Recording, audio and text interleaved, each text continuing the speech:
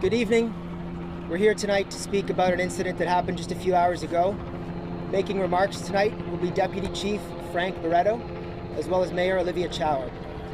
Following their remarks, there will be a brief period of questions. Deputy Chief. Thank you, just 2 weeks. Thank you all for being here.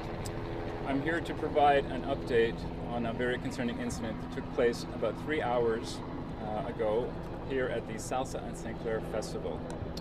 What I can tell you, and I'll preface my remarks by indicating that this is still a very fluid and active investigation, and there's still many facts that are yet to be confirmed. But what I can tell you is that about 3 hours ago, about 8:12, police responded to reports of gunfire, active gunfire, in the area of St. Clair near 781 St. Clair Avenue West. There were people that were injured, there were people that were down, and there was a lot of activity and a lot of frontline responders that quickly went into action. 2 males, since that incident began, have been pronounced dead. Another 4 individuals have been transported to local hospitals with serious injuries. 2 firearms were recovered at the scene. This was a very active and chaotic scene. At times, there was some concern of an active shooter. That turned out not to be the case. As you can imagine, the information is flowing very, very quickly when something like this is unfolding. We have now established about 3 crime scenes, and homicide investigators and gun and gang crime investigators are on the scene as well, conducting what is a very complex investigation into what took place. The festival essentially has been moved back away from the scene, and the investigation of this area will be cordoned off for some time while investigators go about their work. I would ask that any members of the public that saw anything, that perhaps have video of what took place, that they might contact 416-808-1300, as we will be very eager to get all the information that we can and piece together what took place. As I said earlier, this is a very fluid and active matter. Investigators are currently working as we speak here. So I might be able to answer some of your questions as we go forward, but for now I'll turn the microphone over to Mayor Chow for some comments. Thank you. I'm joined by Councillor Cole and the local councillor, Councillor Matlow. I'm deeply disturbed and angry about this reckless, irresponsible act of violence.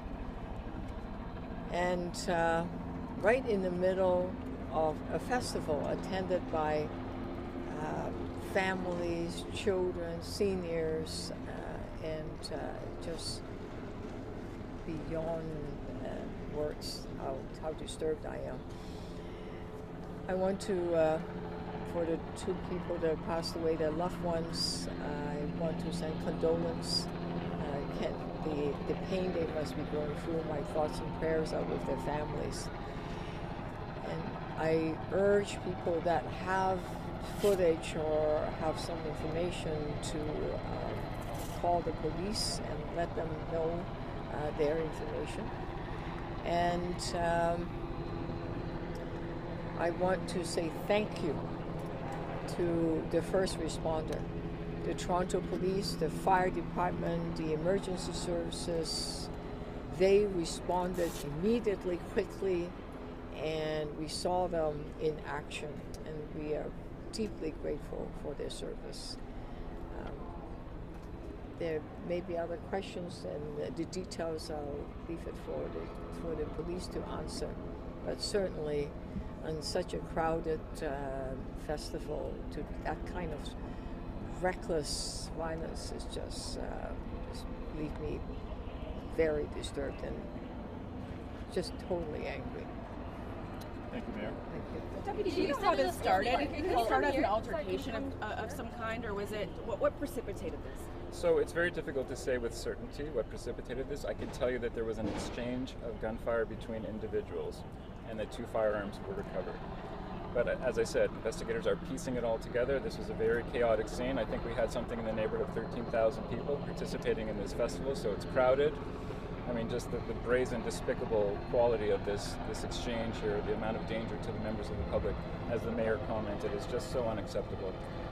But we will piece together some of those bits of information, and when we're able to share it with the public, we certainly will. Deputy, have there been any arrests? You said it's complex, right? Can you flesh out how it's complex in an investigation? I can say it's complex because of the sheer number of people involved, just the chaotic amount of information There'd be lots of video to pour through, lots of witness statements and evidence to pour through. So you can imagine 13,000 people, obviously not all in the area where the shooting took place, but just a lot of people to interview, to speak to, and to try to piece it all together. And there may be more than, there's obviously several suspects, so we're going to put it all together. So there have been no arrests? There have been no arrests at this time in relation to this incident. How many people are looking at crime scenes? Can you talk about It's that? there's at this time I'll say there's just about 3 crime scenes, so areas that have been cordoned off and that will be more carefully examined than essentially the generality of St. Clair. As to the number of suspects outstanding, I don't have that information available to share as yet. We'll certainly share that as the investigation unfolds. Do you believe there are more shooters beyond these 2 people who you suggest are exchanged gunfire? We will not rule that out at this point. I mean, again, I don't want to get ahead of the investigators. What they do is they gather the evidence and they go where it leads them.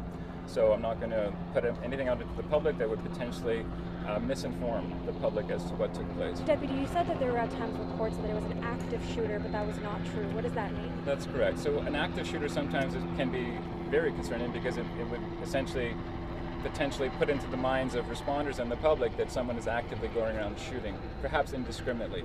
And that is probably one of the worst types of calls we could have. This seemed to be an exchange of gunfire between individuals targeting each other, obviously indiscriminately putting vast numbers of people in great danger.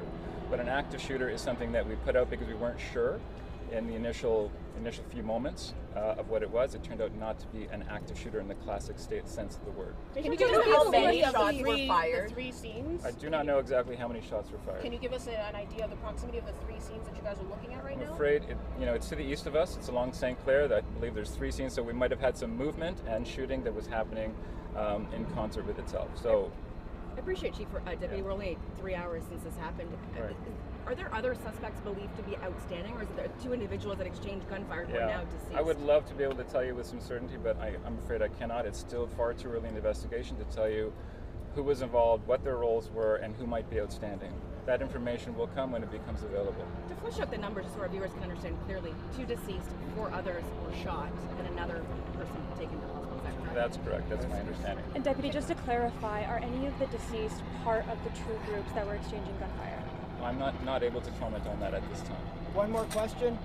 Can you just talk about the chaotic scene here that first responders encountered? I mean, it's been probably since the Danforth shooting that I haven't seen a response like this by officers and first responders to get here to try to figure out what's going on, to find people who were shot and attend to them, and to help other people who may have been fearing their lives and trying to run away from the scene. What was that like? Yeah, as you might imagine, it's chaotic. It is challenging. We are very blessed in the city to have first responders who will run to the danger, who will run to the gunfire while other people are scrambling away. They will confront whatever the danger is and deal with it as best as they can according to their training. So 13,000 people, large, you can just imagine the chaos, the panic, the fear. And you've got people that are injured and you don't really know what is going on in the initial few moments. So police officers and first responders, paramedics, fire professionals, they simply have to get there and start figuring it out and start dealing with it, and that's exactly what they did. We're quite proud of their work, and now the investigators have quite a burdensome task as well to put it all together and bring the people responsible to justice. Are you certain Debbie, there's no other threat to people who live here in this area? That there's no one, a shooter hiding in a backyard or a shed, for example? At this time, if there was something like that to be concerned about, we would be letting the public know. We do not believe at this time that there's some sort of active threat to people that live in and around this area. Deputy, this is far from the first shooting that happened in Toronto. One of the eyewitnesses I was speaking to said, this is something that, it was scary, but this is something we're used to now. How do you respond to those kind of voices?